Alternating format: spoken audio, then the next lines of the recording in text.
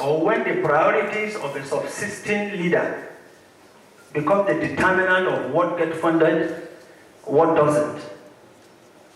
It makes people, when you hear on the news today that structure shouldn't be here, this structure shouldn't be here, because there's the people here and we are seeing it, and tomorrow this shouldn't be there and we are seeing it. But then we know that these are the foundations. The foundations is the very fact that weak institutional framework, which will have strengthened a lot of this, is lacking. And as such, administrative decisions, convenience, becomes the order of the day.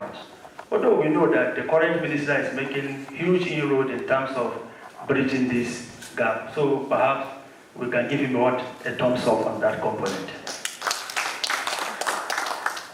Exponential urbanization, he has spoken quite deeply on that component. And we see the very fact that he has told us clearly that we should rather see it from the positive perspective, not necessarily the angle that we have always seen it, that negative connotation, but that urbanization is a resource for which we can tap into, for which we can leverage upon to drive revenue, to plow back into the same places that we are making excuses. Next slide, please.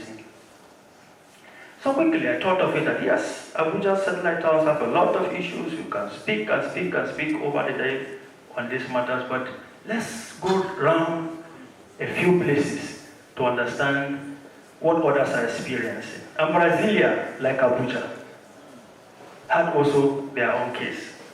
I quickly looked at that. Their formation from the beginning. President Kubitschek, immediately after winning this election, also decided between 1956 and 1961, that was the stand that he had, that he was also going to create what? A new capital city. And the whole essence was, all of those plethora of challenges facing Dar es Salaam, facing Rio de Janeiro, and the very fact that they were also moving hinterland, where there is sparse population, the same trajectory with Abuja. And he also created a new capital city with a modernist idea, beautiful infrastructure, but then it has a similar challenge like Abuja. Next slide. I don't want to go all through the entire story that I've taken here, but there is this design by Lucio Costa, which created what they call the Plano Piloto, the core plan area of Brazil's capital city. However, while he was envisaging the elitist class occupation, the different categories of people, not realizing that there will be people who will build these cities. And the people who will build these cities will definitely find places of residence. And as such, they began to occupy places around the city while the city was building. And even they created camps similar to the Nyanya camp. Nyanya also, I understood, emerged in that same trajectory. That it was a construction community where we expected what? The workers who were building the capital city to live. They had a notion that when they were through, they were going to erase that community, but they faced a strong contestation at the end of the day. And the people said, no, you can't chase us out after we have built the capital city. And so it became their community, their own city. Next slide, please. So you see, this was the concept of Costa for their ideas, but this was the winning idea. Next slide, please. Now you see, the area surrounded by blue is the original capital city that was designed, similar to our own FCC. But now you see, by next slide, you will see several communities that have emerged. Next slide, please. See, they number them up to about 19. Several communities that now surround, and by the sheer ratio they are more than the capital city in the same dimension that we're experiencing. When you pick Karo, Jukwe, Orozo, and the rest of them, all those communities we mentioned together, they are like 3 times, not even 5 times the size of our capital city. And they have more population in this capital city. My senior colleague has really established these dynamics that subsist. But what we are trying to establish today is that, yeah, we have other colleagues who are experiencing the same thing that we are experiencing. But that's not in any way to tell us that it is normal, it is okay. But then, it is for peers to learn from each other. You know, the peripheral towns are also informal. Like Nigeria's Abuja, same as Brazilia's. These settlements lacking in what? Inadequate infrastructure and services. The same, like in Gogolada. The contrast between the core and the peripheral settlements contributed to what? Social, economic segregation between the periphery and the core. They also have lower income dominating those peripheral towns or the satellite towns. Similar challenge. But one thing is happening for Brasilia. The residents have developed a sense of belonging and narratives of their own city, and they are challenging the official designation of the capital city. Perhaps this lecture is not in any way to stage a kind of contestation among residents of Bogolada, Nyanya, and Kurudu that you know, but perhaps this is an opportunity and a reawakening for us that if we continue on this trajectory, there will come times and days where these contestations will go beyond what we are seeing. I quickly take a look again at Dodoma, Tanzania, a similar city to ours. By 1973, their president also made a declaration, that bold declaration, we want to establish our own capital city. But they had their philosophy. They were defined by a development philosophy of what? Socialism and self-reliance, which is anchored on the Arusha Declaration of 1967. You know, their core principle is such that they want to emphasize on rural development because the nation is more than 90% rural. Dar es Salaam had the influence of colonialism, and they want to decolonize the nation. As a driving factor, Dodoma became a national expression of the ideal of the Tanzanian people. They want to take control over the economic, industrial, and commercial activities of their country. They want to express themselves, and they want to prevent the growth of elitism and bureaucracy. The challenge that we have with our Abuja situation is that it has become a city of the prime elites. But in the contrast, Dodoma establishment was to challenge that same idea as experienced in Dar es Salaam. Next slide, please. You see, the cornerstone of socialist development in rural areas was to be the creation of what they call the Ujamaa villages. For them, the relocation of the capital city was to trigger rural development. They were not focused deeply on the modernist ideology, but they have something that they actually said clearly. I think I wrote it somewhere. Perhaps it's not here.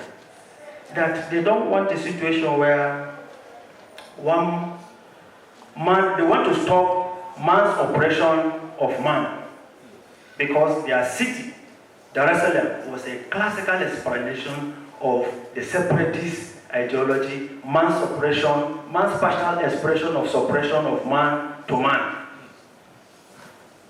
And as such, the ideology of development of Dodoma was triggered on this social contestation of what? Man's equality. All right, next, please. Okay, we have a special image of Dodoma urban and the surrounding satellite communities of Champa, Kondoa, Kongwa, Mpwapwa, Chawingu, Bachi, and the rest of it. You know, I'm committing perhaps pronunciation suicide here, but we are making an attempt at elaborating on their own development corridor. The next, please. You know, a careful look at Dodoma's structure. It has 36 wards and seen significant expansion. You know, increasing from 86.17 square kilometers to about 617 just between 1997 and 2018. That is horrendous growth and development of the capital city. It's a serious quantum leap. So Dodoma is surrounded by several peripheral settlements similar to Abuja. However, I checked through literature to see their own complaint as to the relationship between the peripheral settlements and the core city. And here I found in the work of Suya, where they say that the rural and peri-urban areas are influenced by factors like accessibility, infrastructure, availability, and the city's ongoing expansion. So what that means is, for them, they have seen a positive correlation between the development of the capital city and the development of the peripheral communities. We also are experiencing similar things, but the challenge is the huge gap in terms of what transportation networks, in terms of the facilities, infrastructure, services that these cities require. By expansion, sure, there's that positive correlation. Quickly, I looked at one of those utopian concepts that is very, very far from us. The Washington, D.C. also have what satellite towns. It's a city developed around that concept. You know, for them, the satellite town ideology was anchored on a mix of residential, commercial, recreation spaces to foster a sense of community while also providing access to resources and opportunity for the metropolitan area. And for them, it is quite organized. I know that they are quite utopian, like I described, because their level of development is not the same. But we can leverage on classical examples as Washington, D.C., with these communities of Virginia, Bethesda, Arlington, Alexandria, because these are developed as separate entities, independent communities with their independent governance structures and purposes to serve the metropolitan district. Next. I quickly make a stopover to see elements of their planning and development, and I've applied these key issues. They recognize decentralization and sprawl management as core, just like our senior colleague and the first presenter have alluded that the planning must be decentralized. Development must be decentralized. Housing affordability is at the core of it. Economic diversification is central. When the positions that the Director of Development Control had earlier established, that we can propose each of these satellite towns to serve specific responsibilities and do it in the broader economic development of the metropolitan area. Develop infrastructure and transport systems that connect them, because for them, community building is core. Again, on the governance, satellite towns are typically on their own local government administration, allowing them to tailor their development and decision-making within themselves that fits their needs.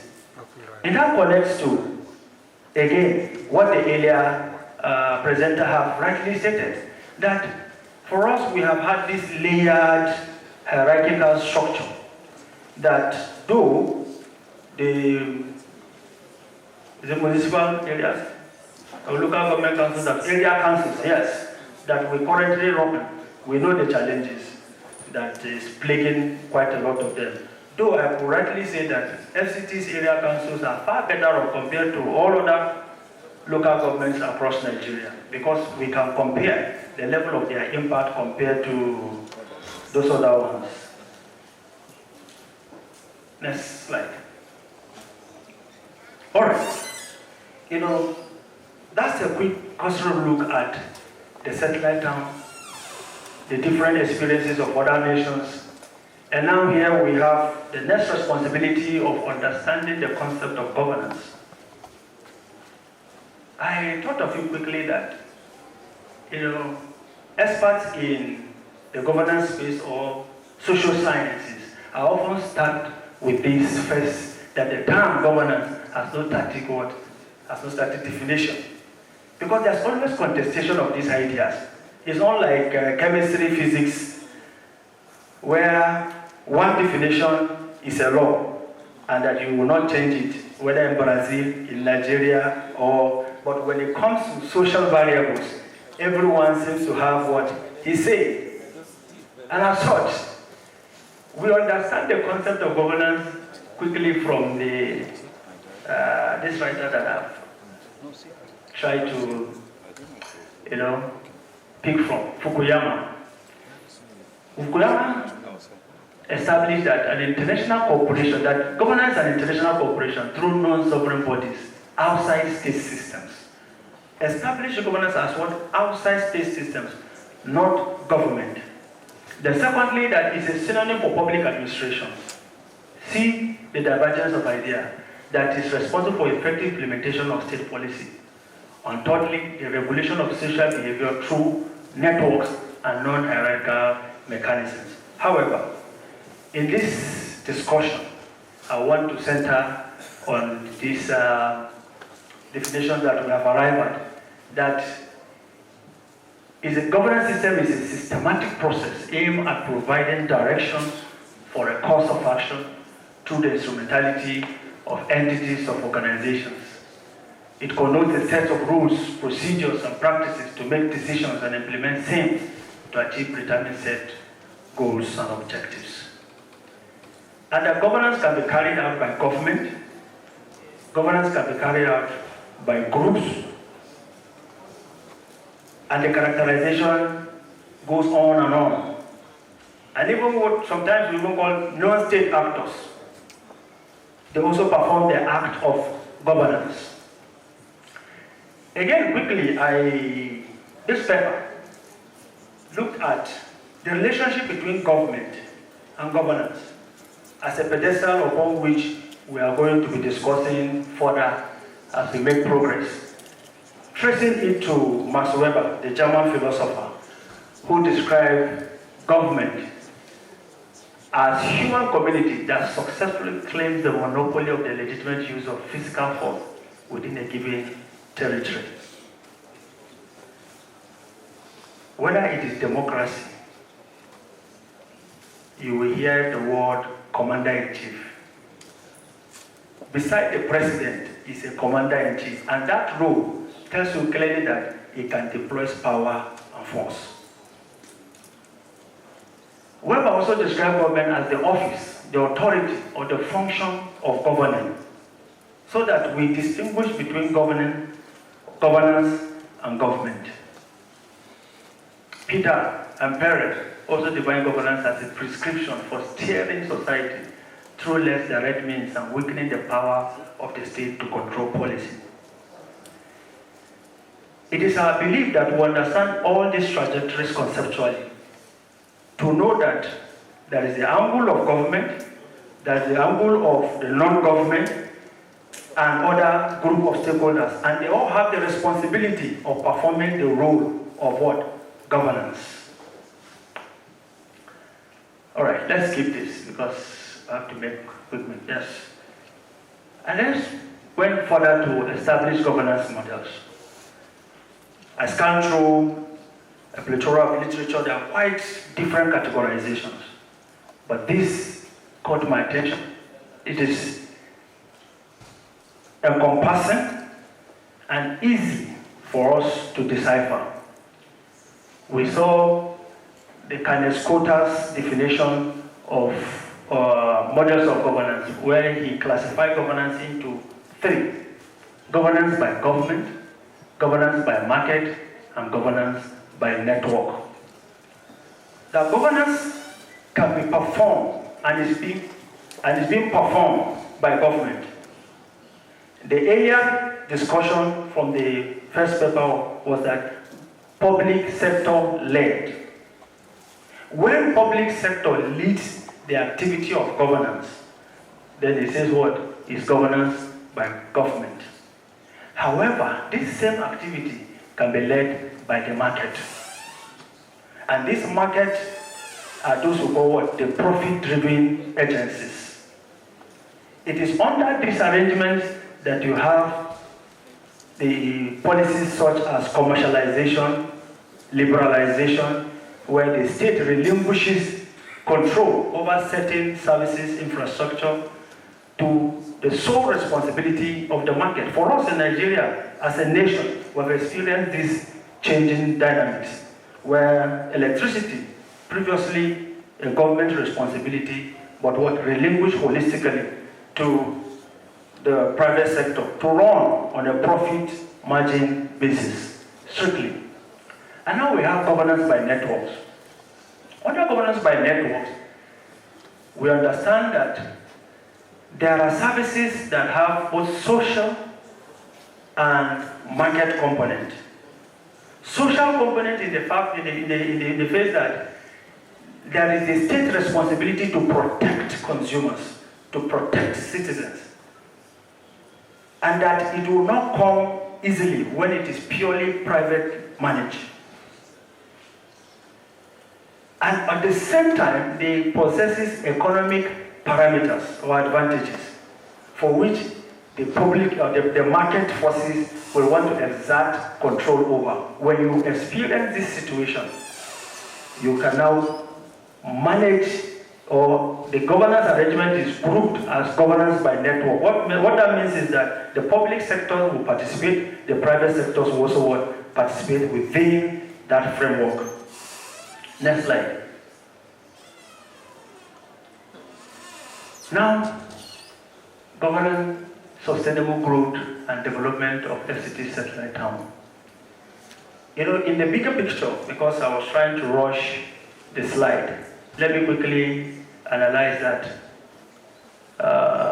Can you go to the next slide? Let me see. Aha, this came in between, so there was a switch. I was trying to get to this point. No, yes, this is it, yeah. Because I need to establish why the category of services, a classical example to reflect the governance by network, governance by government, governance by market mechanisms.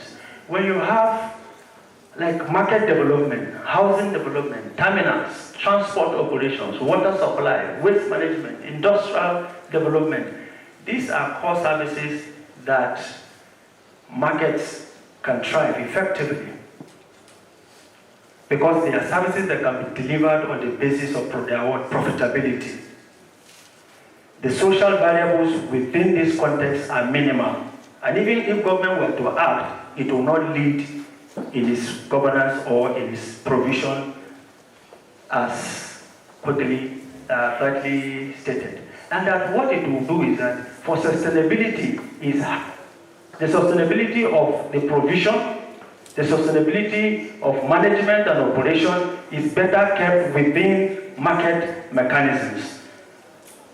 And like we will rightly notice, in the FCT, the liberalization policy through the 2004 Odelay report that vetted public-private partnership across the nation introduced a pathway for private actors, which we now call the private developers in the housing sector, delivering housing in large quantity, especially within the Federal Capital Territory. That is evident. And we can see that they are faster, they manage it more effectively. Today, while driving on the streets of Abuja, at every junction, you will have a realtor who is advertising one property or the other. But when to do that, the bureaucratic bottlenecks in delivering all of that. And as such, we can clap for ourselves that yes, we have done something, we have liberalized the housing sector, the market forces are doing it. However, there are challenges.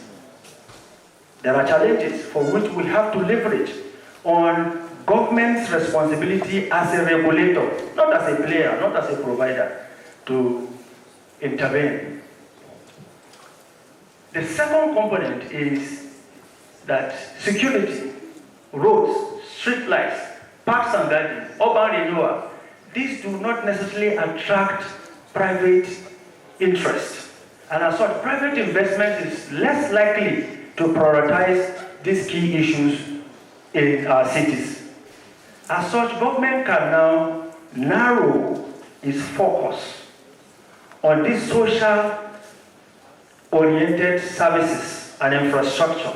Because of what? The lean national resources is already a challenge. And as such, when you focus on delivering on these key issues, you're more effective because government has more capacity to lead in social dynamics of our cities and our settlement. And again, we have the last category, the business and the social component. A combination, that is what we now apply, that's where we now apply governance by network. Now, governance by network deals with components like this. Housing again is appearing, isn't it? Yes. We have what we call social housing. We have what we call affordable housing. All this subcategorization of housing delivery can be organized under the share of market and the share of social parameters. Because here, we are interested at housing, meeting housing need, not housing demand. The housing demand can be met through the market, but housing need must be tailored specifically. Previously, there was a push for that legislation. All I'm saying is that getting this information again, it now coincides with what I was thinking while writing this paper, that we should be pushing for it. So now we should re-establish the push for this. Because I believe strongly when we have strong institutions that are backed by laws, it makes it a bit more difficult. I'm not saying that the changes will not be there, but the procedures that will be laid out through our lawmaking processes will engender this organization to be more resilient. And again, we must push for professionalism.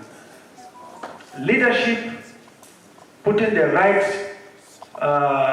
peg in the right hole. If it is square, let it be square. If it's a round hole, let it be what? A round hole. Because we understand clearly that to drive sustainable development of satellite towns, we have to decentralize planning to that level. We must decentralize governance to that level so that there will be what?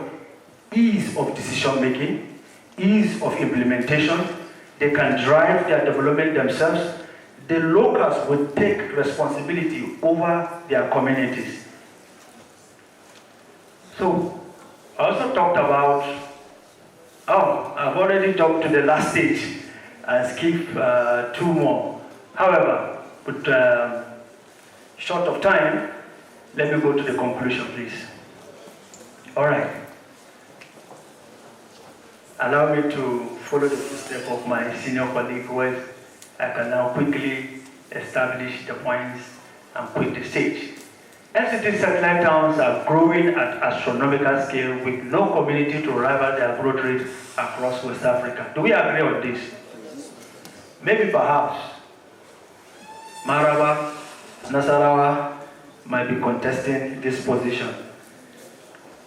There is a wide gap in development and public sector investment in the development of these communities compared to the federal capital city, Abuja. Is it true?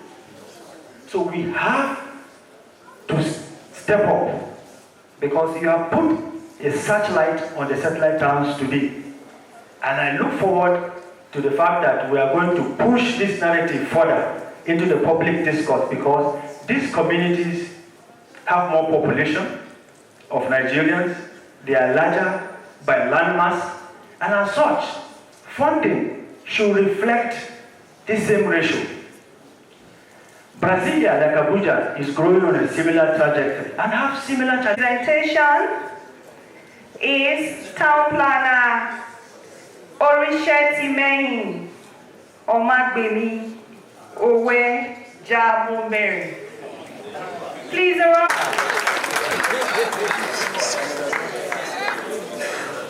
Culture and service delivery, a pathway to inclusive urban growth. But first, his profile. Oh, all right. Town Planner Timei Uweja Momere is years of practice as a registered town planner in Nigeria and overseas. In this period, Timei has developed diverse professional experiences in journalism, public policy research, analysis and design advocacy, technical assistance, development management, urban and regional planning consulting. Town Planner Timei holds a BSc Hons Geography and a Master of Urban and Regional Planning MURP, both from the University of Ibadan. Timei commenced his career as a housing and environment correspondent at the Guardian newspapers in 1990, rising to the post of housing and environment editor. At his departure in 2003, his work inspired other media outfits to establish regular features and media stories on the issues of housing, environment, town planning, development control, and climate-related matters, including the Punch, Daily Times, Vanguard, and Champion newspapers, as well as TV stations such as NTA, AIT, and channels in 1990s. Town Planner Timei was listed amongst the 25 honorees of the Nigerian Institute of Town Planners, NITP, to mark the 25th anniversary of the Institute during the NITP 25th anniversary dinner in Lagos. In 1999, Timei was appointed the chairman, Lagos Mainland Local Planning Authority, leading his team to contribute to the renewal of communities in Lagos Mainland Local Government area during the implementation of the World Bank-supported urban renewal projects. Timei moved into international development in 2003, recognizing the critical influence of planners in urban and rural infrastructure development.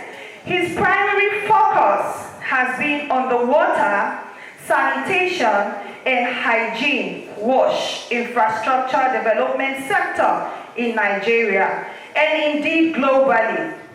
Within 2 years of joining WaterAid Nigeria in 2003, he was recruited by WaterAid UK and relocated to WaterAid headquarters in London to lead WaterAid's global urban WASH advocacy and technical assistance team across Africa and South Asia.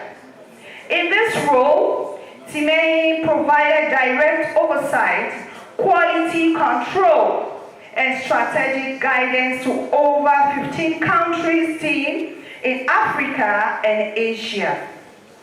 Working out of WaterAid's headquarters in London for 11 years, Town Planner Timei served as Country Director of WaterAid in Nigeria in 2011 to 2012, and returned to WaterAid UK, supporting WaterAid Tanzania to develop a sanitation master plan for Babati, a town in Tanzania, and the Lagos Water Supply and Sanitation Master Plan.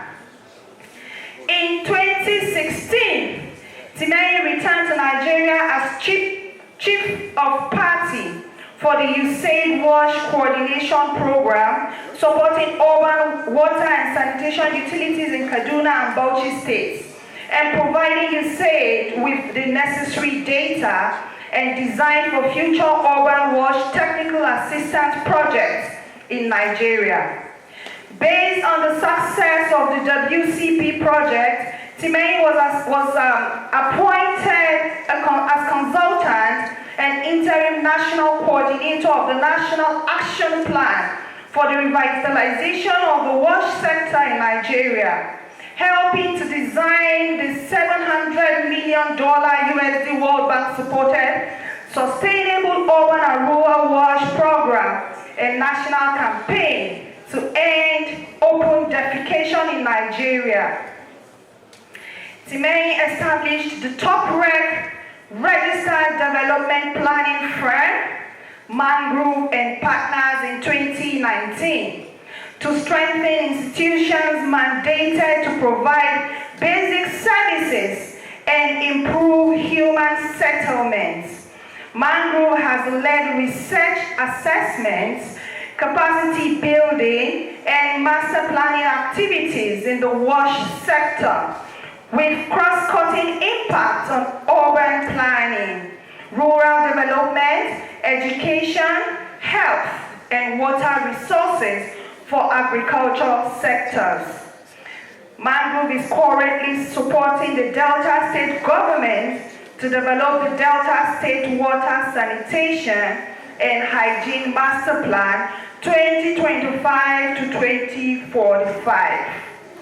Town Planner Timei served as the 1997 National President of the Junior Chamber International and was inducted as a JCI Senator number 76803 Life Member in 2017.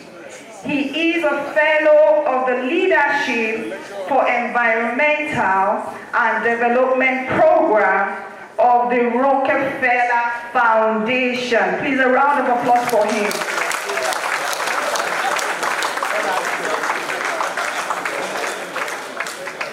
Town Planner Timei, the floor is yours. The time is limited. 30 minutes, sir. Thank you. Is that just? Even the citation says that. I will go and do the presentation. Ladies and gentlemen, thank you very much. I follow the established protocol. Our chair, thank you very much for this invitation. I recognize all past national presidents in the room. So that's my topic. I'm supposed to be speaking on redesigning infrastructure and service delivery in Abuja satellite towns, a pathway to inclusive urban growth. I want to recognize Alima, who is a staff of Mangrove and Partners, for our work on this document. So we share credit for this one. Next slide, please. So I'll try to keep to time so that we don't. I know we're supposed to leave here at 3 o'clock, and it's already past 3. So we try as much as possible to keep it within 30 minutes, just like Zainab had said. So we look at the concept of satellite towns. That has been talked about quite a lot today, so we'll skip some of it. We look at satellite towns in Abuja. We look at concepts of urban service delivery. That should probably actually read urban basic service delivery. We'll also look at the state of urban service delivery in Abuja using a case study of some of the work that we have done in Abuja supporting some of the areas. And then, of course, we'll close with the pathway to inclusive growth. All of this will be framed around the SDGs because that's the purpose of development in recent time. So this concept of, oops, I have to be looking up. This is quite tough. So the concept of satellite town is basically one that, in summary, is supposed to offload extra population from the city into satellite locations. And these satellite locations are connected by roads. They're supposed to be autonomous, like has been said this morning, and they are supposed to help us enjoy better the city and also give a better life to people who live in satellite towns. Examples are given from America. If you go to Bethesda, for example, and other regions, Virginia, people who live there are actually much more affluent than those who are civil servants within Washington, D.C. itself. So effectively, satellite towns are supposed to be perhaps better than the city itself. But what we find in Nigeria is slightly different. Next slide, please. Next slide. Thank you. So I think here is what we want to look at a bit more, because we see that Satellite towns are supposed to be actually planned. They are supposed to be planned like your city is planned. Not that you just designate some region and put a circle around it and say it's satellite town. You're supposed to have proper planning for the satellite towns with all the infrastructure and basic services that is required. They are, like I've mentioned before, up to decongest the main city, and they are separated, sometimes by some barriers that could be green areas, for example. Sometimes we have up to 10 kilometers between your satellite towns. Some satellite towns are about 30 kilometers away from the main city. So it takes time for the city to grow, even to those satellite towns. But what we've been finding in Abuja is quite different than what we see. Next slide, please. So this is what we have from Abuja. This slide, or something related to this, have been shown before. We have 7 satellite towns that were originally designed to fit the Abuja Master Plan outside of the FCC. Do we have pointers? Do we not have pointers? Okay. So we have satellite towns, these are the location of those satellite towns around the city itself. And of course, we are familiar with most of them. But if we really look closely to these towns, or these small towns now, what we see are mainly slums. They are not designed, they are not properly serviced, and we have challenges with them. Next, please. Beyond them, as we work and do other things, and the city authority have increased the number of satellite towns to about 18 more communities around this city, right, of Abuja. And those satellite towns are still there, but you also find that some bigger satellite towns are coming up, like Dr. Adamu has mentioned. You will see places like Mpape has come up, and I'll be speaking to Mpape shortly, because some of the work we've done is around Mpape. Next, please. So, this is Abuja itself, and the phases of development of Abuja. And as the city grew and development is taking place, you find that there are gaps. Even in the first phase, we have some gaps. The sewage network is not covering all of the first phase because the connections are not properly made as at now. So we are now going to phase 5, and water supply and sanitation systems are pending. Yet the city has grown to those phase 5. For example, areas like Lugbe are already big cities, part of the big city itself, the main city itself. And so this challenge is there. How do we address this? What do we need to do to make this happen? To the right things that we want to see. You will have this paper, so I'm not going to speak to every line of this paper. Next, please. So, and recognize the fact that we must take intentional actions that are targeted to the people who are poor. Our city will never serve the rich. I want to repeat that. If we don't take intentional steps to address the challenges of the poor, the rich will never have peace. They will never enjoy the city. And that's the challenge we're having. Go to every part of Abuja, Asokoro, Maitama, Wuye, Wusle, you will find 15 people sitting by the gates, selling one thing or the other. Yes, you employed one person to be your gatekeeper, but 10 other friends of his will sit with him. Some person hawking orange will join them. Another person shining shoe will sit with them. And you can't drive them away. Before you know, somebody is attaching a kiosk to your face. And we all think that is normal. It's not normal. It's because we have not addressed the issue of poverty. So, what are the challenges of poverty for us?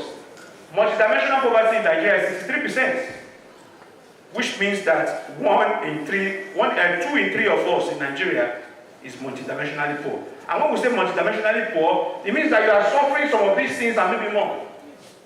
Right? You don't have cash, you don't have housing, you don't have infrastructure, you cannot deal with the high prices in the community, in the city. So all of these issues are there. 2 in 1 of us are suffering from it.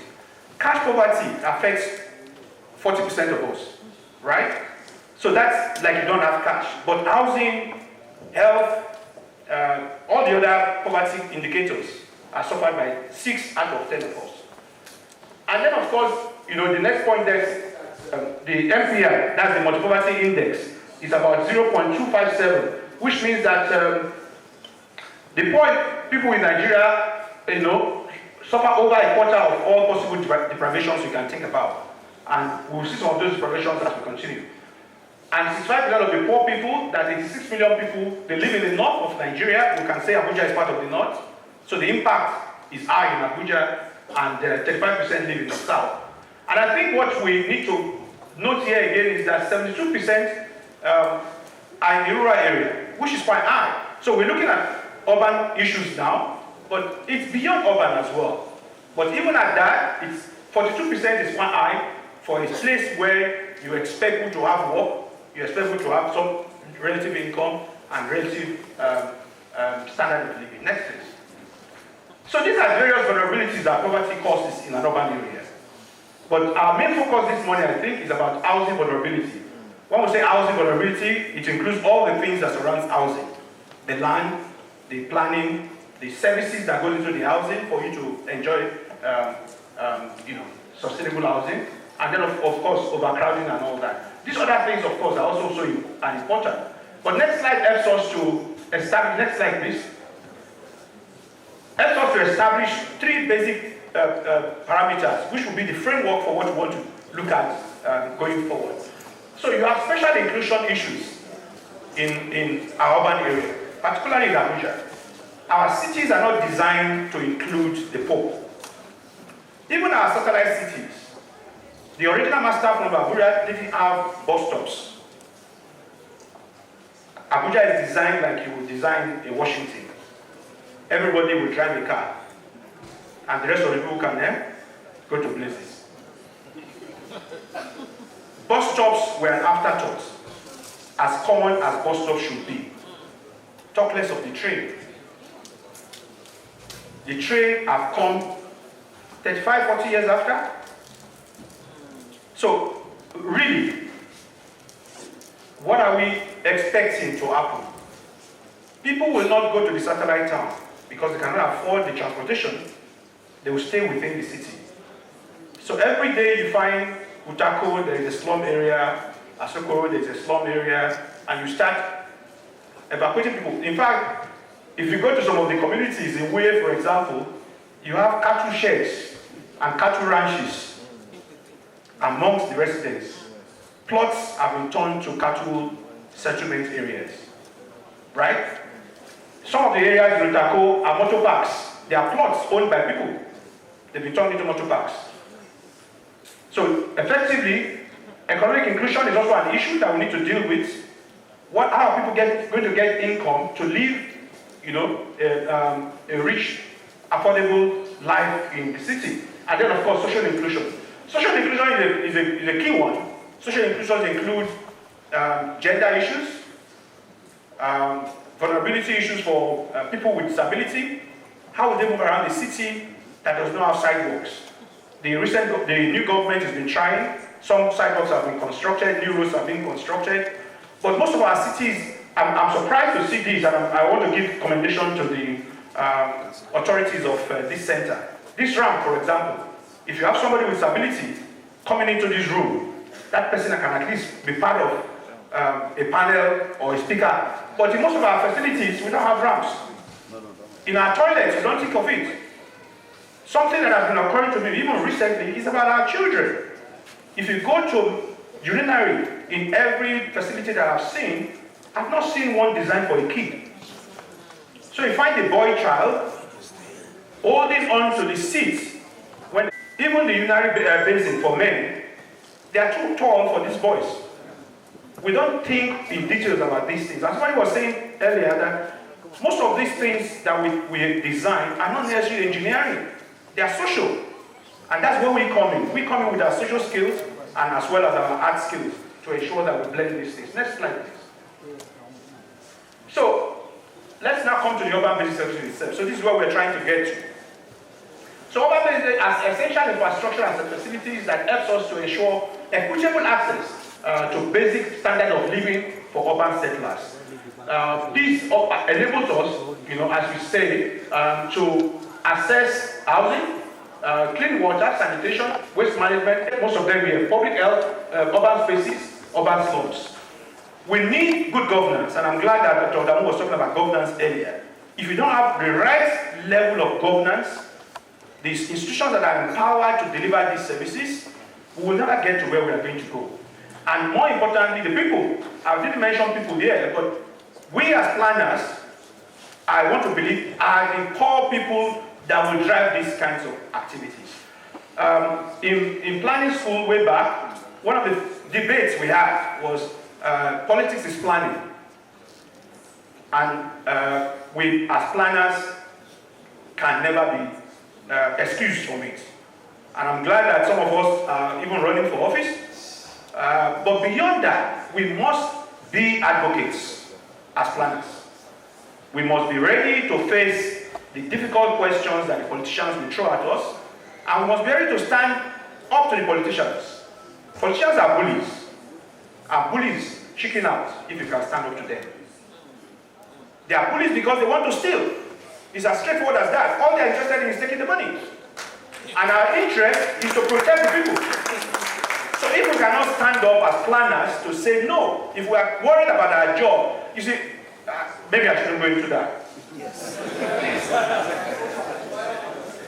I just wanted to give a personal story. In the sense that when I left planning school, Agbola was my lecturer, was my supervisor.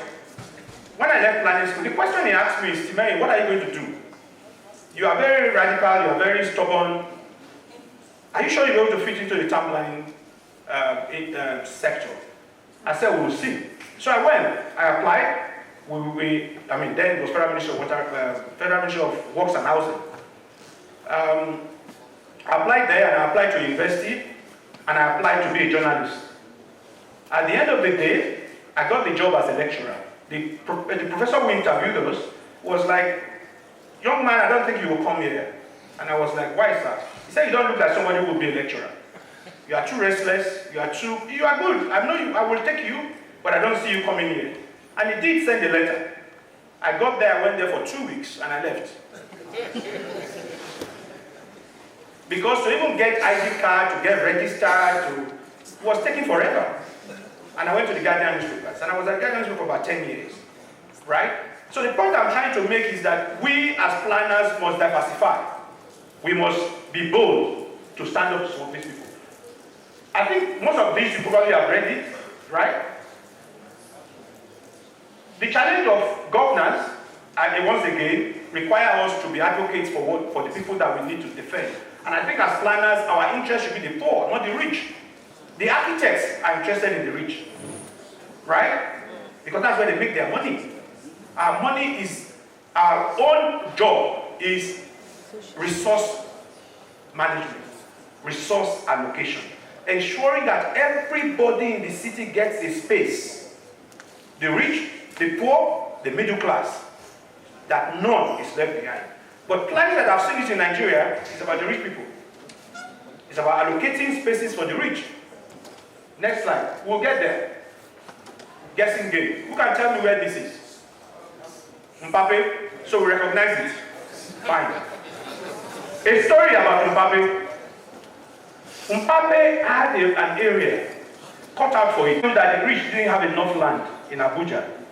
They broke Mbappe into two and called it what? And what happened? Yes. Automatically, road emerged. Sewer emerged. Whatever you think of that will make urban area nice to live in came up. Who did that? Town planners. Isn't it? You may be in this room, I don't know you. You are here. Thank you. Come on, you get my drift. Why will the rich have road, transport, whatever it is, water, housing, and the poor should be left in the slum? That's Mbappe. Right? If as planners, we sit down to plan Mbappe, even for low-income people, right? This is possible as tourist attraction. Next slide, please. But look at Mbappe now. In the same city. Next slide, please. That is Mbappe. That's Mbappe. So urban basic services, helps us to access essential infrastructure for ourselves, for the poor, for the rich, for all of us. Fair distribution of infrastructure, I think I've stressed this. Next slide, please. So let's look at sustainable development context, and I will be going into now focusing more on an example of the urban infrastructure to try to help us see real life what is happening in our city and in our satellite towns, right? So sorry, I'm not a professor, I'm a practical field person, so I'll give you field reflections. So the SDGs came up, and 6.2, we have, of course, urban has several SDGs, 11, 6.2, 6.1, several of the urban infrastructure are covered under the SDGs, but I'm focusing on sanitation for this particular purpose. So we are told that 6.2 says universal access to adequate and equitable sanitation and hygiene for all, and end open defecation, paying special attention to the needs of women and girls by 2030. Now, basic access to sanitation in Nigeria is 28%. What does that tell us? 72% of Nigerians don't have basic. We're not talking about safely managed. We're not talking about water closets. Right? We're talking about pits that is clean, that is safe for people to go in and help themselves. It's a natural thing. I wonder why we planners don't think about it, don't plan for it. When we conducted a study on Pape and we talked to the planners, no, that's not our business. We just allocate land. And we just approve the building plan. I'm not sure if I ask you to raise up your hand if you have ever thought about urban basic services as an area for planning. We may just be about 10 or 20%. So particularly for the young ones, the older ones like myself who are great already, we are going the other side. The younger ones, please. Urban basic services are central to planning as anything else. Another story that I have. I went for my master's defense, and my thesis was on Esusu as a means of funding housing in Nigeria. Do we know Esusu? Yes. And the lecturers looked me in the face and said, why are you doing this? Are you an economist? Unfortunately for me, Agola was then was in UNAB as visiting principal planner for the University of Abeokuta. Because it was just coming up there, it was on sabbatical. I couldn't defend myself, so I didn't perform well with my thesis. It was radical at that time, 1989 or thereabout. It wasn't quite 6 months, 1 year after that. Champlayeri can bear me out. The National Housing Program was launched. And mortgage banking was introduced. And the core of that mortgage banking policy was like somebody took my thesis and published it for government. Planners have to think beyond drawing lines. We can do many things, right? So, 48 million of us are defecating in the open. This is real. In the work I do, we see it every year. You will see some slides as we go. 48 million Nigerians are defecating in the open because we haven't made provisions for that. If we go on Abuja streets, does anybody know any public toilet in Abuja? Do you know one? How many of you have visited the public toilets in Abuja before? I just see 2 hands. But this is real. People, is caused by financing, poor regulation, institutional fragmentation, and neglect of human settlements. We set a goal to end open defecation in Nigeria. I helped to design that project. When my citation was saying that the National Action Plan that Buhari launched, brilliant plan, we couldn't get it to move. Because you go to someone, I keep having these funny experiences. I went to a school to study. I will keep the name of the school for now. And I was allocated a supervisor. And he said, what do you want to write your thesis on? And I said, sanitation. I said, I don't want to hear that word. As high level as that. Next slide, please. So, in Abuja, FCT, 30% of us defecate in the open. So it's not only Nigeria generally that excludes Abuja. And if you drive and you are careful along the streets of Abuja, before you get from 2 kilometers, you will see somebody urinating. Before you go 5 kilometers, you see somebody probably defecating in one corner. Male and female. Because I'm observant of these things, because it's the area of specialized, right? So the master plan designed, provided solid waste for transfer station for Mbappe, like I said, but there's no design for sewers. And that is the situation of most of our satellite towns.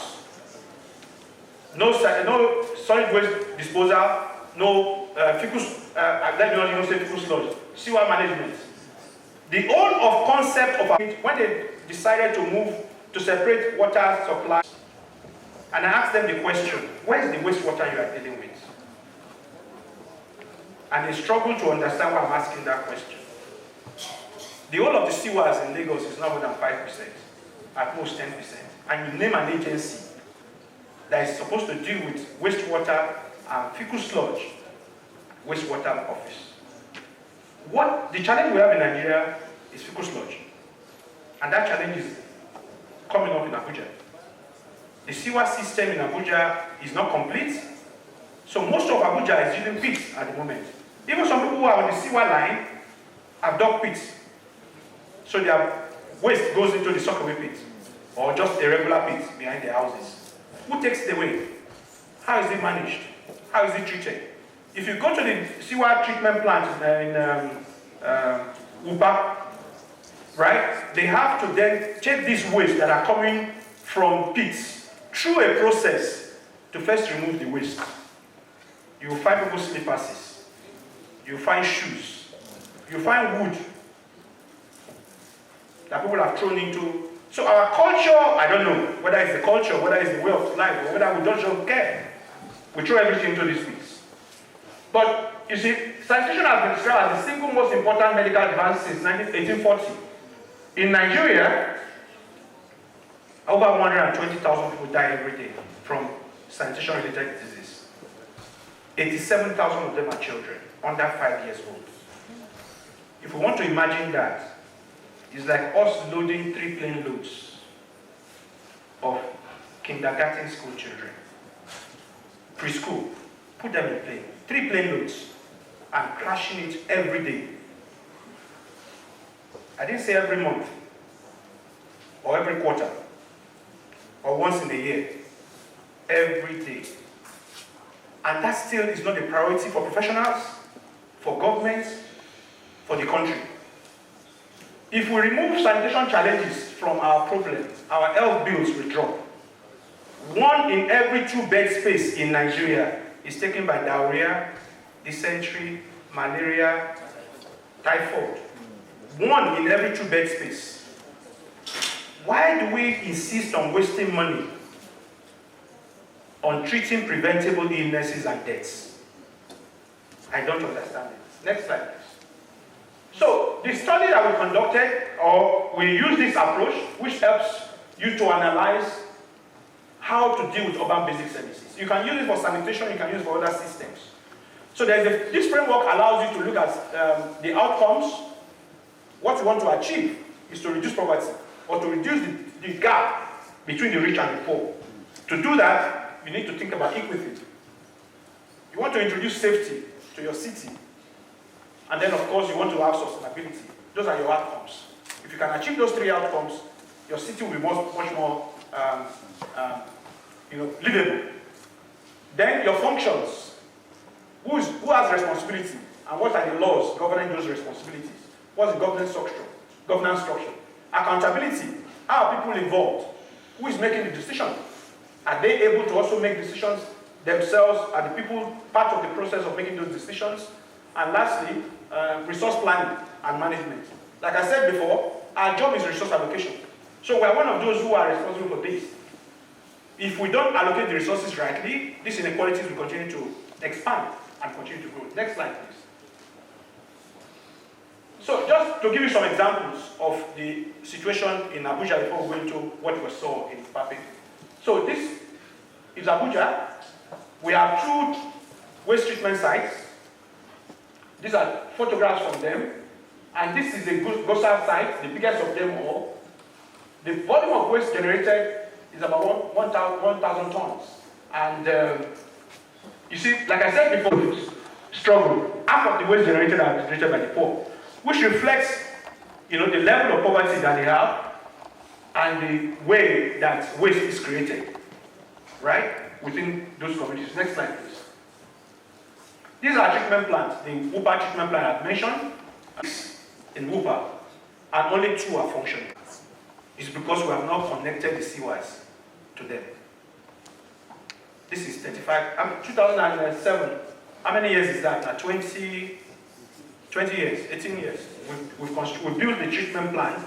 The facility is there. All we need to do is link the networks together. These networks are there.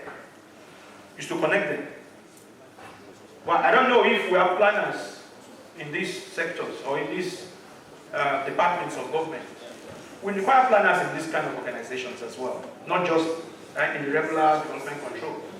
So it is designed to take waste from Gaki, Wuse, phase 2, Tako, Jabi, and then of course parts of phase 3. So phase 4 and 5 are not directly linked to this treatment site. But we have decentralized waste treatment facilities. Next slide. In some of the locations. I don't have photographs of them, but there are several of them that are existing. But they are now decentralized. All of these were supposed to be connected to the big one, right? It is only because, in fact, all of these were not supposed to be constructed. It is because we have not done the connection from these communities to the Wupa line. That's why we now spend money building treatment plants. I probably should have shown you photographs. They are smaller size of the Wupa one. So it's basically a waste of money. You design something to capacity, but I'm hearing now that there's a bigger one being planned again. We haven't used of our satellite town. So Mbappe is one of our. This is a market. This is how waste is collected. Nothing wrong with that if you pick it up regularly, right? There's waste everywhere in the world. The question is, how often do you pick it up? Where do you take it to? And how is it treated?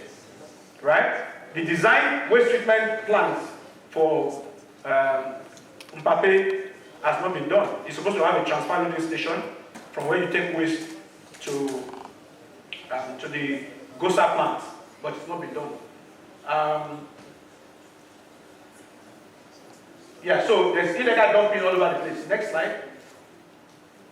So I told you before, you will see a lot of things. All those yellow you are seeing is shit. It's shit. That's what we call it in the sexual place. We don't call it, we don't try to decorate it. Shit is shit. So most households, like I said, use poor flush. They use septic tanks, right? And the people who come and pick them up don't have personal protective equipment. They just come and carry them, and they dump them in nearby bush. Farmers actually ask for them to come and dump for agricultural manure. Yes. And we buy vegetables, don't we? We buy typhoid by with your own money. But you know one funny thing in Nigeria?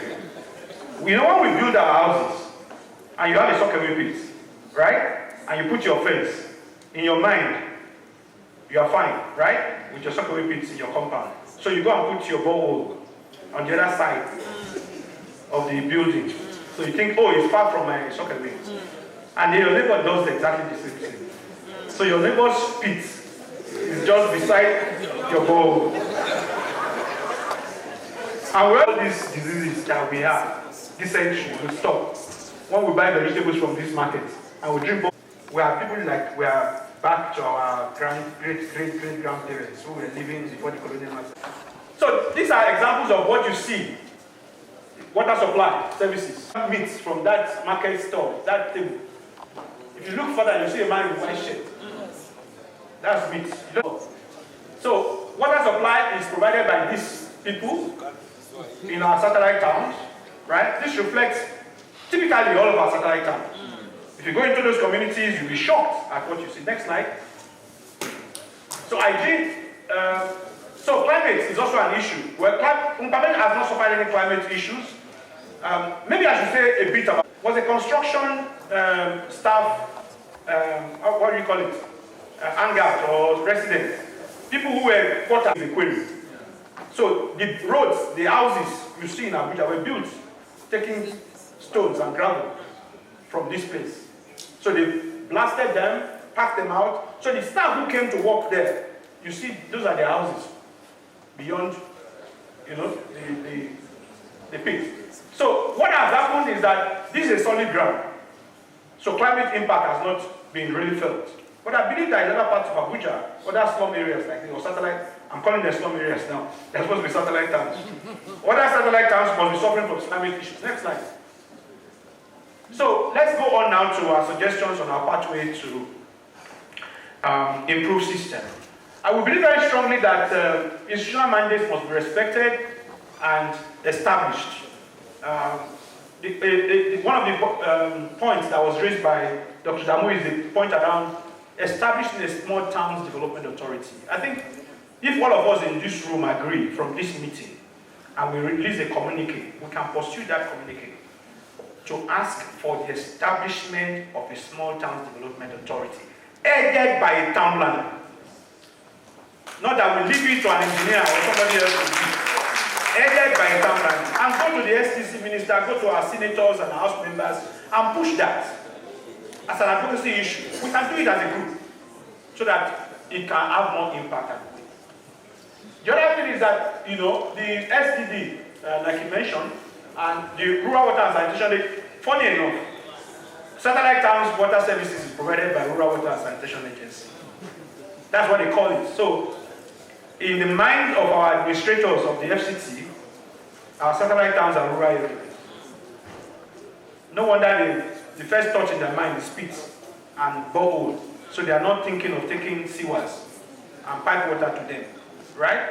Even rural areas should not be drinking from pipes and boreholes. One established fact is that when you establish a borehole, within 1 year, 40% of them break down. It's a non-sector finding in Nigeria, yet it's a fallback mechanism. We are too lazy as a country to build water treatment plants. It's not because there's no water resource, it's because we are not patient enough. Our politicians, like I said, they want instant results. But we planners, our master plans are 20, 30, 40 years, and we must find a way to get them to follow that direction. Next, please. So, citizen engagement is very important. We cannot get where we want to be if we don't engage our citizens, right? Area councils is been mentioned here. Area councils have not been very effective. We need to make them effective to work with other agencies to ensure that community feedbacks are taken, and this is driven in alignment with the CIWS approach that I mentioned before. Accountability structures need to be established. We must be able to hold each other to account. It still surprises me that, well, Abuja does not have a governor, but, you know, I think the administrator or minister is almost like a governor. But it surprises me that we cannot call them to order. There's no public space for the minister of Abuja to face the citizens of Abuja and engage. And yet our taxes are being increased. It's our taxes and the resources of the country that is funding all these resources, the services. Why is that even possible? Why is it allowed? We wait until 4 years. In fact, we don't even elect him. So Abuja is even shortchanged. But the states are worse. I will be finished in 1 minute. The citizens of the states see their governors like some royal highness. The governor is coming, they are all running and jumping.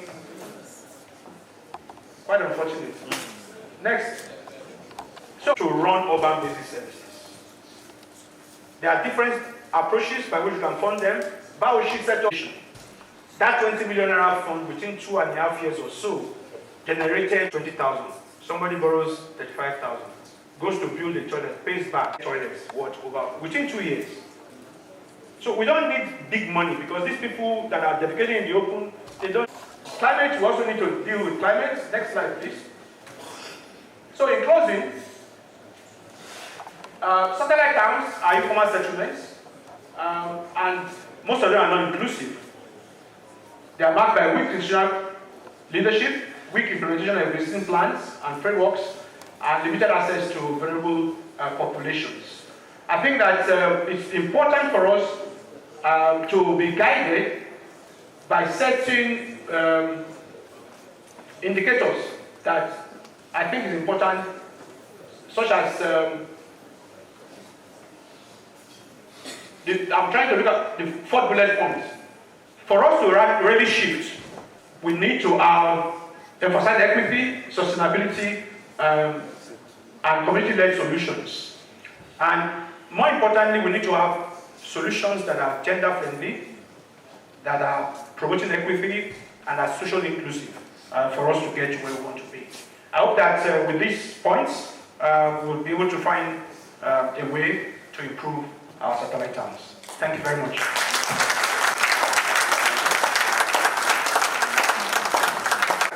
So he was going to be very quick, but I was wrong.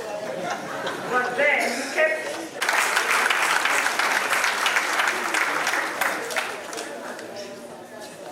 An announcement here. If you are the owner of. Very quickly, we're not going to have a panel of discussants. We're just going to have questions from, say, 5 from this row and 5 from this row. Yeah, yes, I will. Sorry, no.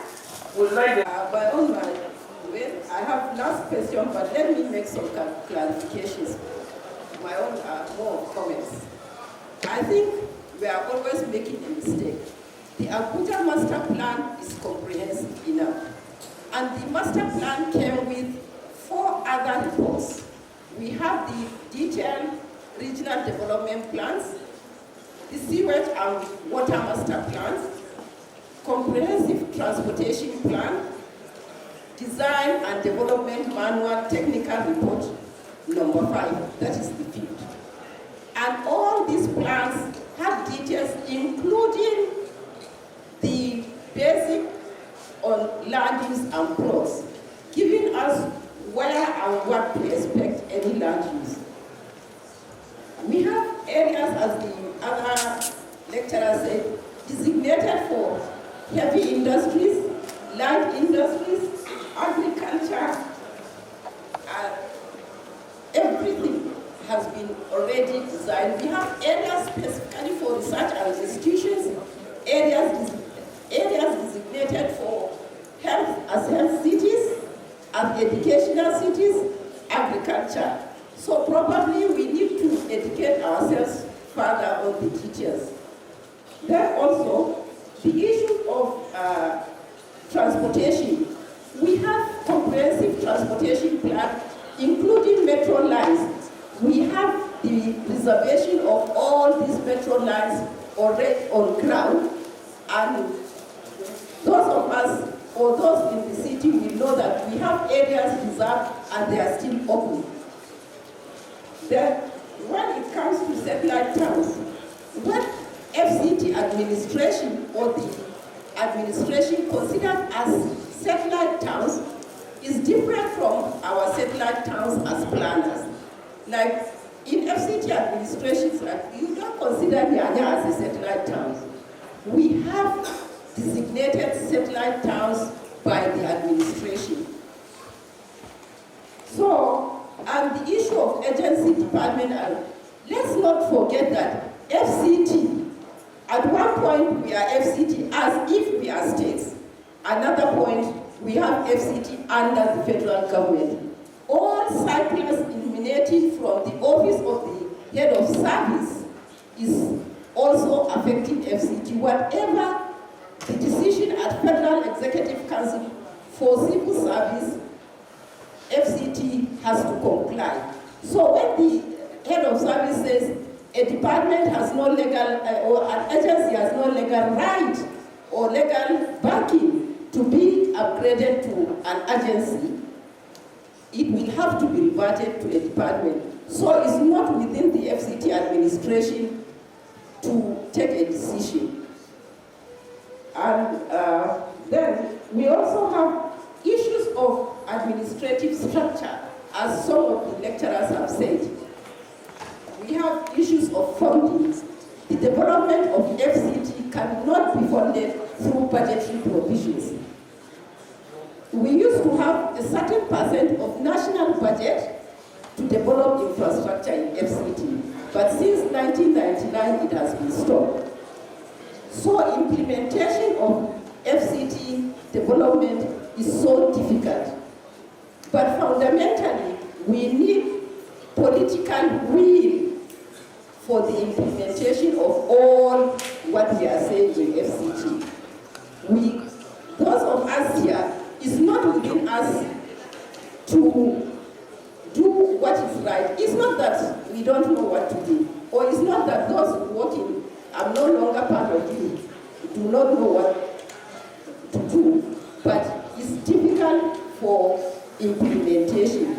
Therefore, we need to think or rethink about implementation of our plans rather than the planning. I don't think we have issues with our planning, but our major issue is implementation.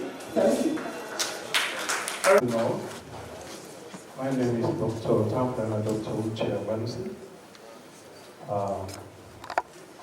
I'm the former national president of Nigerian Environmental Society. Well, my question is this: why is it that planners don't want the diversification from the line of their training? We know that we've been trained to be jack of all trades and almost master of all. But why is it that whenever we come out from the planning school, only thing we will be thinking about is spatial planning and nothing more? That's why you see straight line drawing, that is what people are trained to come and be doing, alienating themselves from the realities of on the ground. Because this life is dynamic. So why is it that planners don't want to diversify? Even as the national president of Nigerian Environmental Society, I made sure that on the 27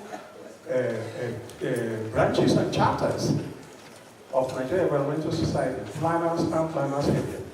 Am I saying the truth? Because planners are supposed to know everything more than any other professional. Why are we so engrossed?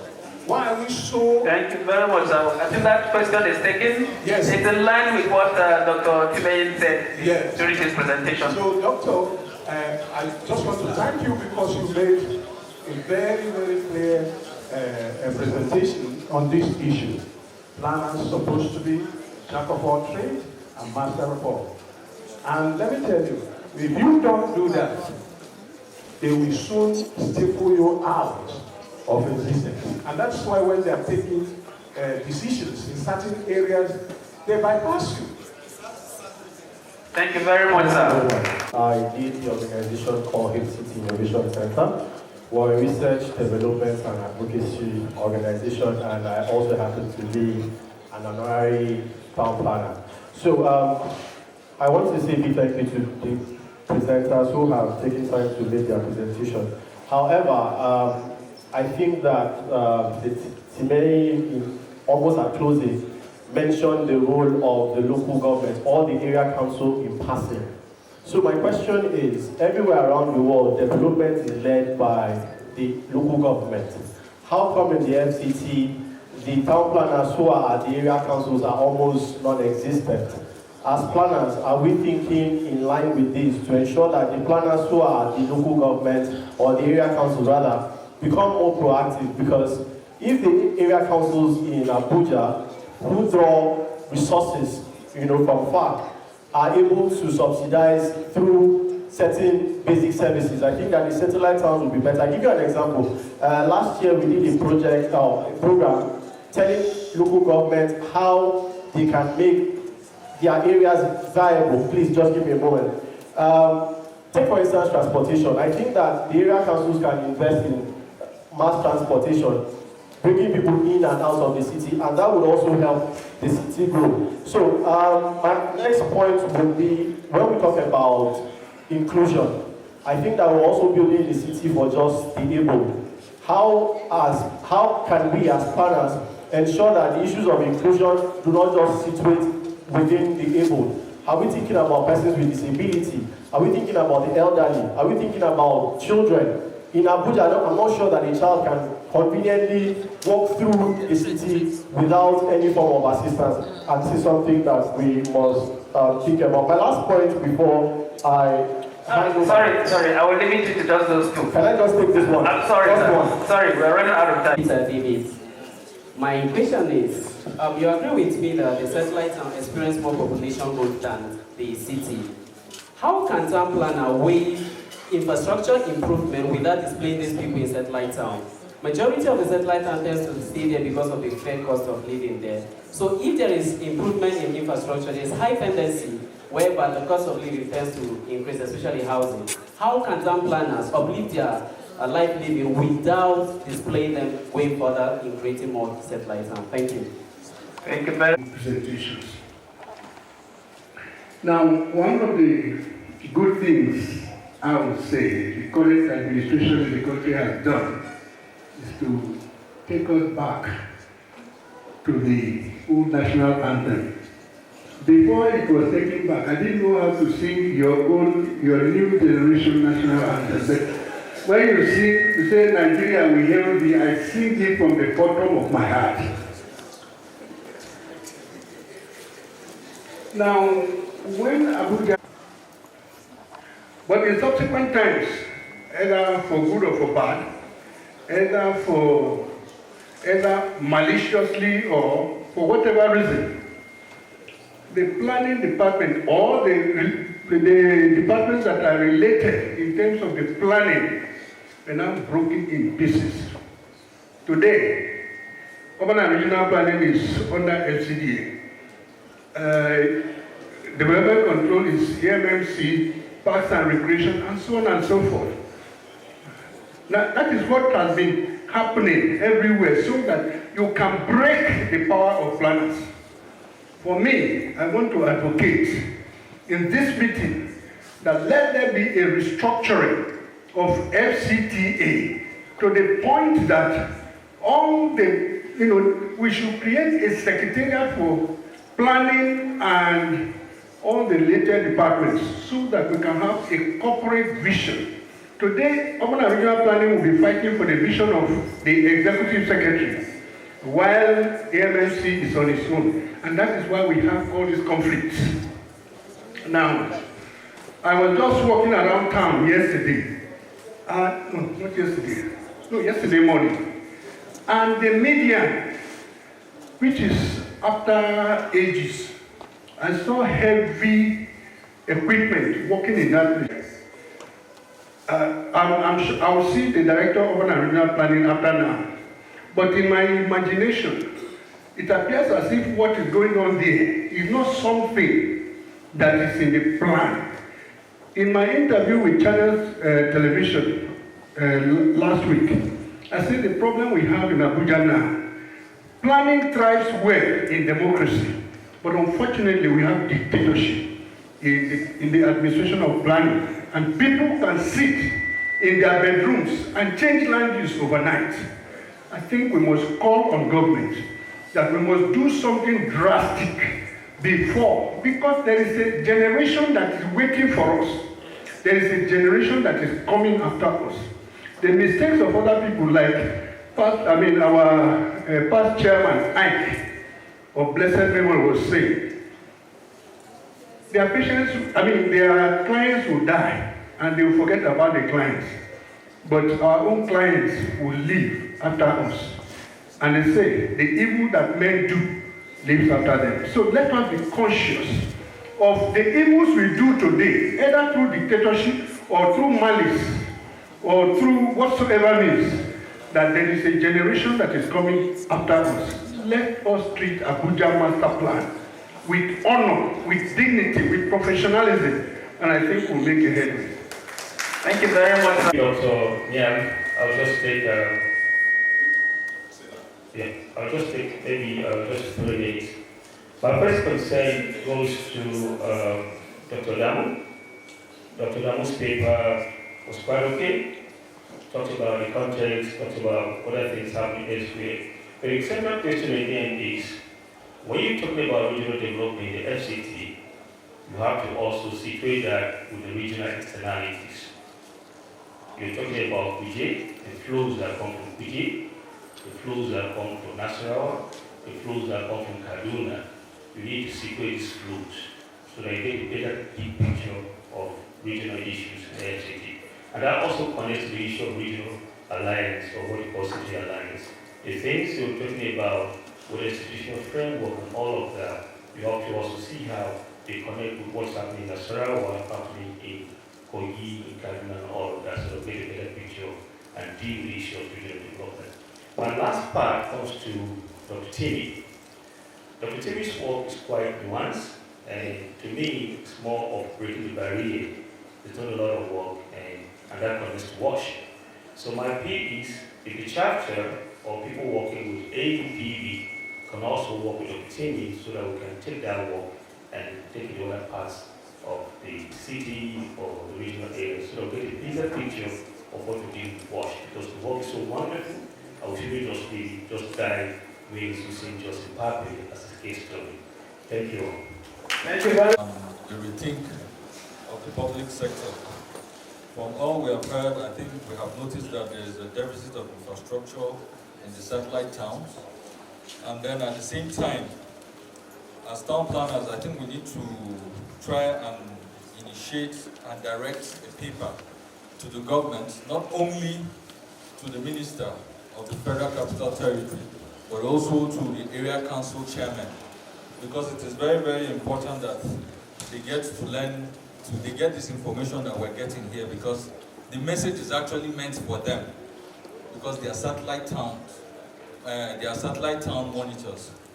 And then at the same time, we should also try and understand that as we deliver our jobs as planners, we should know that we are the ones that make the environment comfortable and available and reliable for people to work, to generate wealth for the city. Thank you. Thank you very much. Among all the speakers, there is one thing I've been waiting to hear, but I didn't hear anything about it.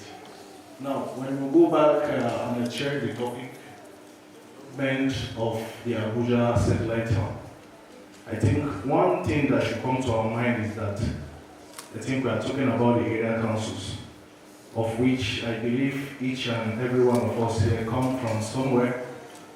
What I want to mention is, please, because in the development of, I think, the main Abuja town that is talking about the main FCC, I think little has been done in carrying the indigenous along. If we check now, a lot of things have been happening. Let's say, we've done layouts across all places, and we've taken over majority centers of where the indigenous come from. Now, we are talking about the development of Abuja as satellite town. We should try at least to carry the indigenous along, so that we should not be having this kind of conflict. Thank you. Thank you very much. Thank you very much. Yeah, but if they're here, perhaps It appears this mic is louder. Maybe the battery. Perhaps they help us out. But I think what the person is trying to say actually is, they don't seem to be empowered. And I think if you read my paper and then also the presentation, you will see that one of the suggestions I made is that, and after identifying that there is an issue with capacity, technical and otherwise, that there is also need, for us to decentralize, authority when you do that. And the literature is there actually. Decentralization has helped with a lot of positive outcomes. There are examples in the paper. Kampala is, one city that, managed decentralization. There are also, Southeast Asian, countries, where the cities have also managed to do that. They were centralized, top, down kind of system, and they've managed to, achieve some sort of decentralization. In fact, I was in Ghana in 2019 for a refresher course, and I was amazed at the capacity of, the staff, the technical capacity of the staff of the local government councils. You go to the secretariats, they look like ours, but honestly better managed. You see that they are not really, flashy buildings or anything. The basic, old 1980s kind of construction with louver blades on the windows, similar to what, we have in Nigeria, those secretariats constructed in the 1970s and so on. But I was amazed at, and they will take you through, some of the things they were doing locally, and you can see the impact. They're able to come up, make presentations and so on. So yes, that's that. I think the other issue I may attempt to answer and leave the others for my colleagues is somebody said if we improve infrastructure in satellite towns, then they become like the city itself. And you stand the risk of excluding. But even the city does not need to exclude low-income earners. But it starts with us being deliberate about inclusion, and the models are there, and there was a presentation that Professor Gisa once made when he was with us on sabbatical, and he gave examples about the French experience where they decided to cluster low-income earners, in specific districts of their cities, and ended up with millions of social problems. They became ghettos. That's what happens. And on the other side, if you look at the Dutch social housing, system, the facade of those, buildings, those developments, you can't differentiate that of the rich from the poor. The whole idea is that their children should be able to come out, play together, mingle together, and don't see. Because if you have a Picasso painting in your home, the child doesn't know about it. So the facade, essentially, you see that when they build 10 low-income units, they build 2 or 3, high-end, real estate for the rich people. So it's about being deliberate, and it comes down to governance. How do we want to govern ourselves? Do we want to be very passive about it, pay lip service to, some of these very important issues? And Dr. Adamu was saying, what happens outside of even the FCT region, and then it's very clear. The insecurity is as a result of exclusion. All this banditry, kidnapping and so on. Who enjoys money in the bush? But people there is a section of our society that were excluded, and this is their reaction. Thank you very much. Discourse on the dynamics as presented by Dr. No, when he mentioned the issue of the regional externalities, the influence of adjoining states and the FCT. And it's true, because what happens in FCT, affects Nasara. What Nasara does affects FCT. In like manner, Niger State as well, and I think it's largely Niger and Nasara. Kaduna, Kogi, yes, share boundary with FCT, but that relationship is quite weak. However, I would also want to say that on the component that you rightly mentioned, addressing that question on intervention in the satellite towns by planning or development of infrastructure and the inclusion of those who are residents there, that if we do something about satellite towns, wouldn't that lead people to lose chances of living in those same communities? Yes, those fears always abound, especially when you are dealing with gentrification. That when interventions come, the place suddenly gain prominence and market forces begin to dispel those who cannot survive such terrains and the rest of it. However, but when there is intentional attempt at protecting citizens, especially like what I mentioned about understanding what area that you want to intervene is key. If you're intervening in an infrastructure that is socially driven, that means that government should be at the forefront, because profitability will not drive that. The market forces will not want to attract that.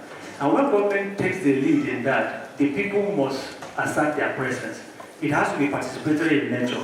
It must be that it's a social investment where profit is not the driver. At the end of the day, the people who are going to be the beneficiaries will be the ones that will internalize the benefit of the after investment. Because their properties will what? Appreciate. You don't need to dislodge people to improve them. There are established protocols globally when you can improve communities through urban renewal without chasing them away. But the challenge is the interest between market forces, politicians who are the decision makers in terms of investments that go into these communities. When it is left vacant, when it is left open without protective mechanisms, market forces will take advantage. They will chase the people. And sometimes it is not even government that lead or politicians that lead people to move. The case of the FCT indigents is quite clear. You give them access, but because of the overriding force of market, it offers them value that they are ready to trade their current benefit just for the benefit of today, and they go back into the slums again. So you see, the challenge is a cyclical one, because poverty is of the mind. And the people are not able to understand that this person that is offering me a higher value today, what is he gaining that I'm ready to collect today and shift the location? I should be able to see the futuristic perspective of what my value will become. Because I have land, okay, for example, once infrastructure come in, like roads, and you have a property along that path, naturally, it gains value. Why will you be so quick to relinquish it because somebody wants to turn it to a shopping mall? Because the man who wants to build a shopping mall can give you 10 times even the current value. But why are you quick? Why would you want to internalize that same feature that he wants to buy from you? It's a case of value. And I think it's also important that our community, our residents get better education to the fact that don't trade your tomorrow for today's benefit. I think it's very important, because it is the absence of this knowledge that keeps shifting people away. And truly, we have noticed it even during the sale of government housing in the FCT. FCT civil servants were given houses in good location, but some market forces offer them juicy values. And what they do, like, well, this will help me to build house at the outskirts of the city, and I'll have extra. Yeah, very logical. Very logical. But why is that person more willing to relinquish that value for you today? It is because he has calculated that in 10 years' time, your value will have depreciated, while his value what? Increases. And planning is futuristic, sir. I think we have responded to that question. Familiar with recent planning operations, but my CV mentioned that I was chairman of the local planning authority in Lagos. I think that was under the 1998 National Town Planning Law. So Lagos trialed this session of local planning offices, and I think they still have some of those structures. I don't know what happened in Abuja, whether we have planning committees at the local level or even planning departments. But I think it's important, it's an important issue, that planning is actually local, and planning should actually be resident. I think that's what that town planning law is trying to achieve. Decree, I think it's a decree at that time. And that also takes me to the question of political will.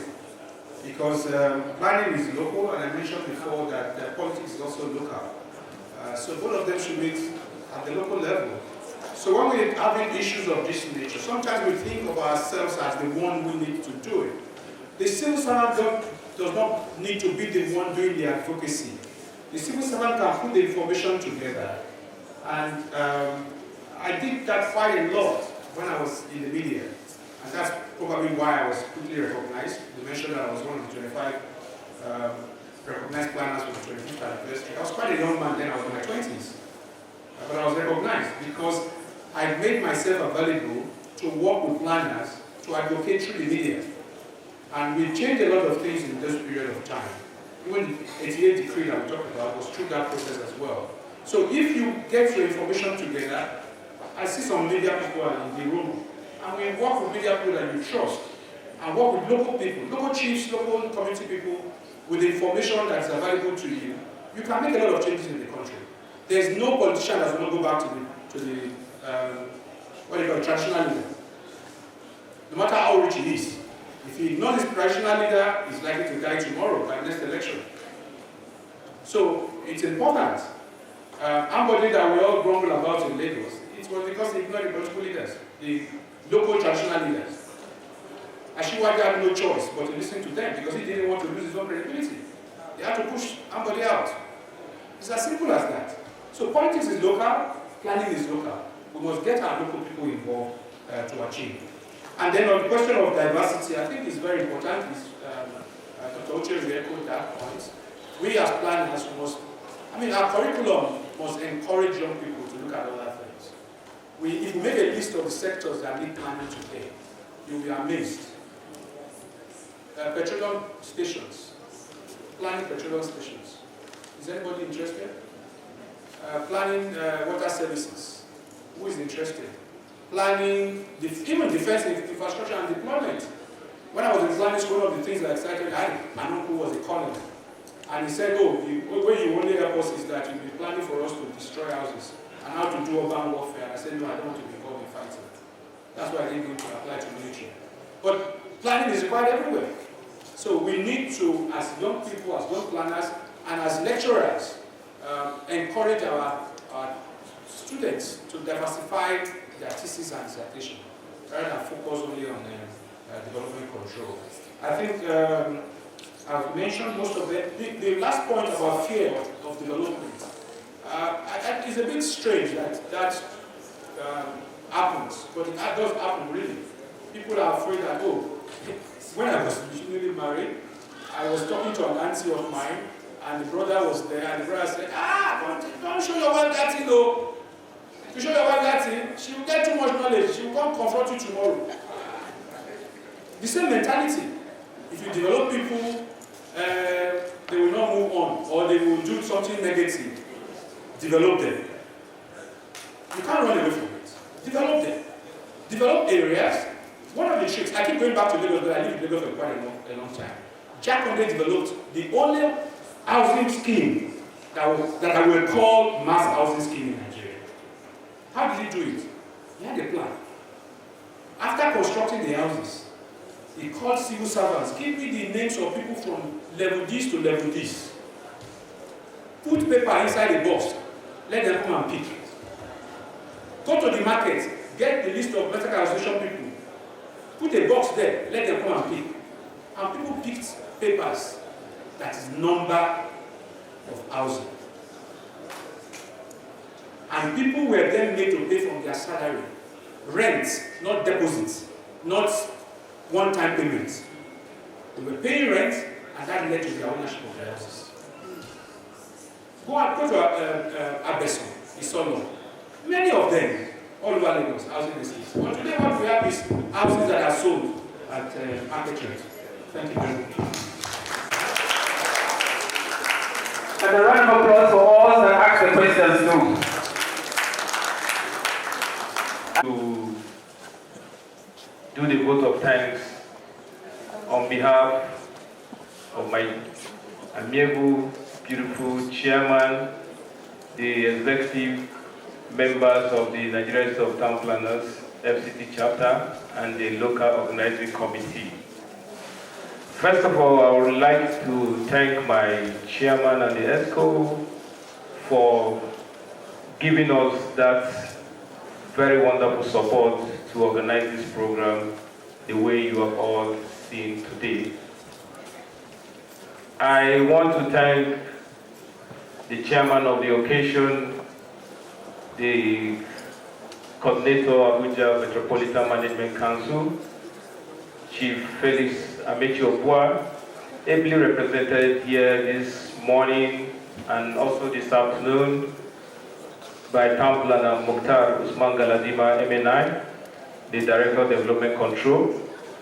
We immensely appreciate that warm reception given to us when we paid the courtesy call and for being present here today.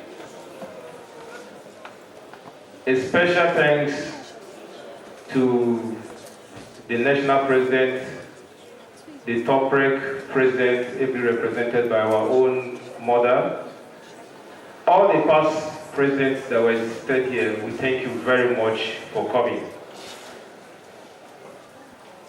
I also want to express my heartfelt appreciation, especially to our wonderful guest speakers. Town Planner Dr. Bununu, Town Planner Dr. Dan, and Town Planner Timei, FNITV. Please, I may not be able to thank them alone. Please, all participants, will just help me join your hands to thank them by giving them a round of applause.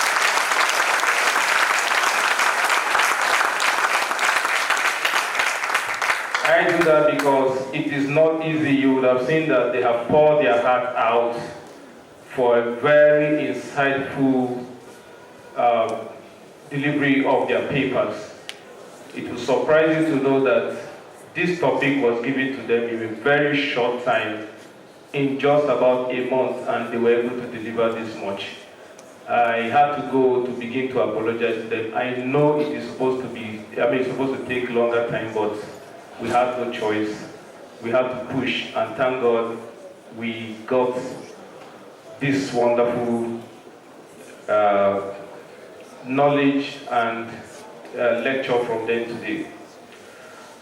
I will not end my vote of thanks without a special thank you to all our sponsors that have been so enumerated on the screen. All the sponsors, as you see them, they are those who found us worthy partners to make sure that this Town Planners Day here was a success.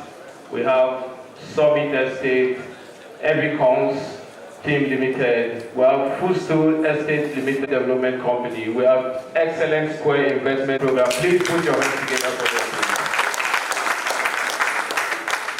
They were also present. I saw some of their staff present here. We want to thank you very much for the support and partnering with us. We do not take it for granted, so we thank you very much for that. I will not also fail to recognize members of the media team from the print and the electronic media that were here with us that covered this event. We want to thank you very much for your continuous support to the chapter. We want to thank you very much, and we hope that you continue to partner with us as we continue to come out with contemporary planning issues whenever we have our programs. I also want to, especially at this moment, thank members of my LOC team. Yes, it's expected that when you call to service, you're expected to serve, but when you also have elders in your midst and that have supported you to carry out this assignment. You're only duty bound to thank them publicly. I want to specially thank Town Planner Augustine Ode, FNITP. Please put your hands together for him. I want to thank also Town Planner Mustafa Mudiu, FNITP, and the immediate past auditor of the Nigerian State Town Planner Sani Adamu. Please put your hands together for him. Amongst other 22 members within the LOC, we have ESCOs and also members of the YPF. They were very active and they participated excellently. Please put your hands together for them. Thank you very much.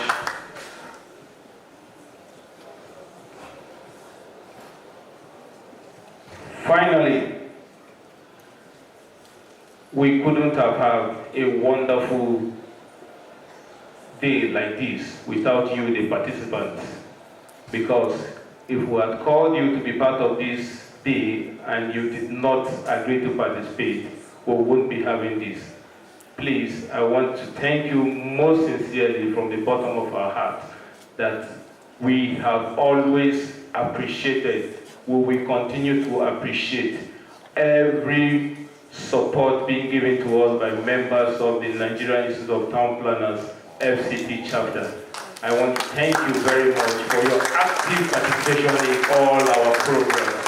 That within a short time, you cannot imagine the massive support in registering for this program. Thank you all, and please give a round of applause to yourself. Yes, I will not forget to thank our beautiful ushers. Thank you very much. This is, you can see them well dressed. Also thank the photographers, the videographers, our social media team. Thank you very much. And thank you very much. Oh, it has been a wonderful day. Thank you all. I really love each and every one. Our repertoires, thank you very much. Thank you, I appreciate you all.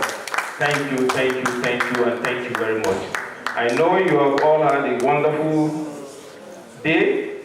I also would want, at this moment, to have an immediate feedback here.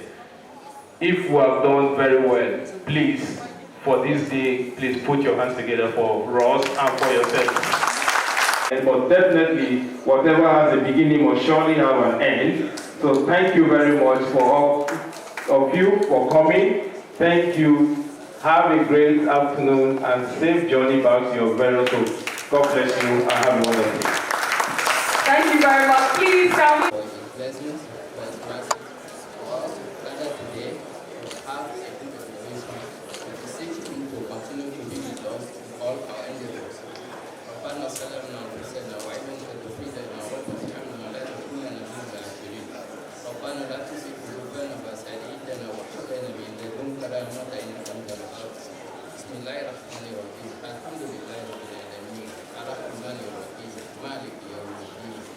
إياك نعبد وإياك نستعين اهدنا الصراط المستقيم صراط الذين أنعمت عليهم. Thank you very much, Town Planner Jimo Are.